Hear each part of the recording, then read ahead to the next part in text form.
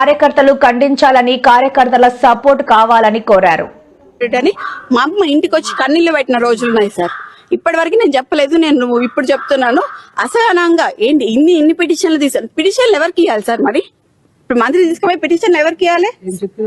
CM కి ఇవ్వాలి కదా. పిటిషన్లు ఇస్తే ఇన్ని పిటిషన్లు ఇస్తారు, అన్ని పిటిషన్లు ఇస్తారు, అది ఇస్తారు, ఇది ఇస్తారు అని చెప్పి మా అమ్మని ఇష్టం ఉన్నట్టు మాట్లాడితే ఇంటికి వచ్చి కన్నీళ్లు పెట్టిన రోజులు ఉన్నాయి సార్.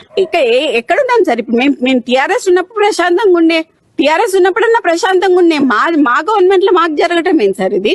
పోనీ ఉత్తమ్ కుమార్ రెడ్డి అంకుల్ కి మేము ఫోన్ చేసినాం, ఆయన ఏమంటున్నాడు? అసలు నేను లెటర్ వేయలేదు అంటున్నాడు. ఇక్కడ పొంగులేటి ఒకడు, వేం నరేందర్ రెడ్డి ఒకడు, సీఎం ఒకడు, వీళ్ళందరూ మా మీద పగబట్టినారండి. మమ్మల్ని ఏడిపిస్తాను, మేము ఏం చేయాలని అడగాలనా? మరి ఏం అడగాల? లేకపోతే రేవంత్ రెడ్డి కాళ్ళు పట్టుకోవాలనా? కాళ్ళు పట్టుకుని ఈ మాటలు మాట్లాడకండి అని మా అమ్మకి నేను చెప్పాలనా? ఏం చెప్పాలండి?